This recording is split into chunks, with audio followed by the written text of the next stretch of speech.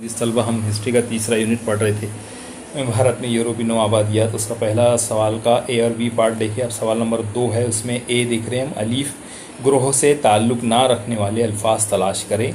उसमें नंबर 1 है, भारत मशरक़ी साहिल पर मौजूद पुर्तगीज़ों की तिजारती कोठियाँ। उसमें ग्रोह में है नागापट्टनम, मलप्पुर, मयालीपुर, साउटोम, हुगली, सूरत। जवाब में सूरत। और दूसरा है, भारत के मगरबी साहिल पर पुर्तगीज़ों की तिजारती कोठियाँ। उसमें देव, माहे, दमन, चौल, गोवा। जवाब में आएगा माहे, यानी माहे गलत है इसमें। पुर्तगीज़ इंतज़ामिया के मुख्तलिफ ओहदे, इसके नाम है वायसराय, कप्तान जनरल, आरसी बिस्पो, वेड्रो वी फेंजिंडा, वास्को डी गामा। इसमें गलत है वास्को डी गामा।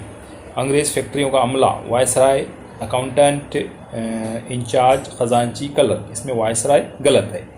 उसके बाद में है 5वां, अंग्रेज़ फैक्ट्रियों या तिजारती कोठियाँ। इसमें हैं सूरत, गोवा, कारवार, मसूलीपट्टनम, पीटापोली, चेन्नई, मुंबई। गोवा गलत है। छठा सवाल है, इसमें ईस्ट इंडिया कंपनी की तिजारती अशिया, कपड़ा, सागवान, नील, मसाले, ऊन, शीशे, मरजान, हाथी दांत की अशिया। इसमें सागवान गलत है। उसके बाद है मुंबई की टेक्साल से जारी सिक्के। उसमें है सोना, चांदी, तांबे और जस्त के सिक्के। इसमें सोना गलत है। उसके बाद में 8वां, डचों के ज़रिए कायम 17वीं सदी के वस्त तक अफ्रीका से जापान तक के तिजारती मराकज़ वाले ममालिक। जवाब है, इसमें ग्रोह दिया हुआ है Mozambique, Yemen, Iraq, Iran, Pakistan, Bharat, Afghanistan, Vietnam, चीन, जापान। अफ़गानिस्तान इसमें गलत है, अफ़गानिस्तान में नहीं थी उनकी कोठियाँ। उसके बाद में है डचों की भारत में मौजूद फैक्ट्रियाँ। उसमें दिया है मसूलीपट्टनम, पोलिकट, पित्रो, पायो, लीवर, पोर्ट नोवा, गोवा। इसमें गोवा गलत है। उसके बाद 10वां है, डचों के ज़रिए पुर्तगीज़ों को शिकस्त देकर हासिल करदा किले। इसमें कूची, नगर हवेली, कुडुनिग्लोर, कंवर, कोलम। नगर हवेली गलत है, इसमें नगर हवेली। 11वां है, फ्रांसीसी नवाबादियाती इलाके, पांडिचेरी, चंद्रनगर, हुगली, माहे, कारिकल। जवाब इसमें गलत है, हुगली। सवाल नंबर 2 का बी, दी गई वजूहात में से मुनासिब वजह मुंतखब कर बयान मुकम्मल कीजिए। 4 ऑप्शन दिए रहते हैं, 3 गलत होते हैं, 1 सही होता है। उसमें से सही जो रहता है वो आपको लिखना है। नंबर 1 है, पुर्तगाली जुनूबी भारत के साहिली इलाकों पर काबिज हो गए क्योंकि। उसका जवाब है, उन्होंने जुनूबी भारत के मुख्तलिफ हुक्मरानों के दरमियान कशीदा ताल्लुकात और आपसी रंजिशों का फ़ायदा उठाया। दूसरा था, पुर्तगीज़ों की बहरी ताकत बहुत मजबूत थी, इसलिए पुर्तगीज़ों की बहरी ताकत बहुत मजबूत थी, इसलिए वो भारत के मकामी हुक्मरानों से सलाहियतों और तरीक़ों में पुर्तगीज़ों का मुकाबला ना कर सके। यानी भारत के जो मकामी हुक्मरान थे उनकी सलाहियतों और तरीक़ों की वजह से वो पुर्तगीज़ों का मुकाबला नहीं कर सके। तीसरा जुमला है, जुनूब के सलातीन को पुर्तगीज़ों से कारताज ख़रीदने पड़े क्योंकि पुर्तगीज़ों की इजाज़त के बगैर जहाज़ रानी करने वाले जहाज़ों को ज़ब्त या गर्क कर दिया जाता था। उसके बाद में है चौथा जुमला, पुर्तगीज़ों ने गोवा में जहाज़ साजी का मरकज़ बनाया था क्योंकि उन्हें यहाँ सागवान की उम्दा लकड़ी बड़े पैमाने पर दस्तयाब थी। 5वां है, वास्को डी गामा को अपने बहरी सफ़र के कुल खर्च से 60 गुना ज़्यादा मुनाफा हासिल हुआ क्योंकि उसने पुर्तगाल में भारत से लाई हुई चीज़ें फ़रोख्त की। छठा था, ईस्ट इंडिया कंपनी ने भारत में अपनी फैक्ट्रियां बनाने का फ़ैसला किया क्योंकि अंग्रेज़ ताजिरों को 9 से 12 या 13 महीने भारत में क़याम की ज़रूरत होती थी। 7वां है, चार्ल्स दुबम ने मुंबई का इलाका कंपनी को लंबी मुद्दत के लिए किराए पर दे दिया क्योंकि। उसका जवाब है, वो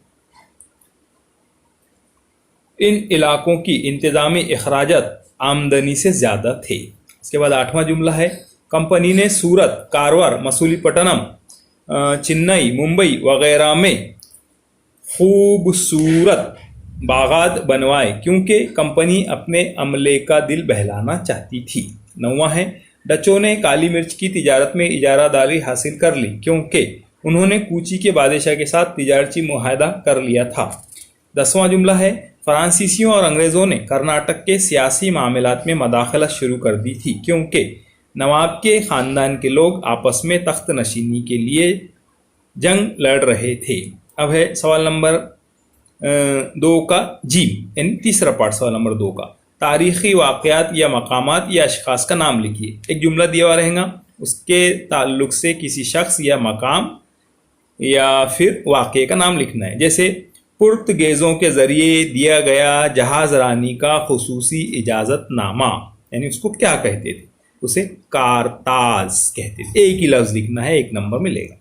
नंबर 2, जनूबी अफ्रीका में मौजूद पुर्तगेज़ तिजारती मराकिज़, क्या बोलते थे उसको? कैप ऑफ गुड होप, उसका नाम था कैप ऑफ गुड होप।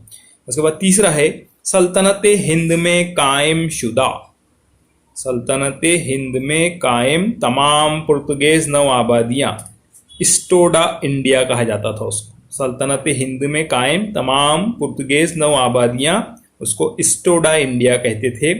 और चौथा है, तमाम पुर्तगेज इलाकों का निगरां, उसको वायसराय कहा जाता था, इसको तो लिखेंगे वायसराय।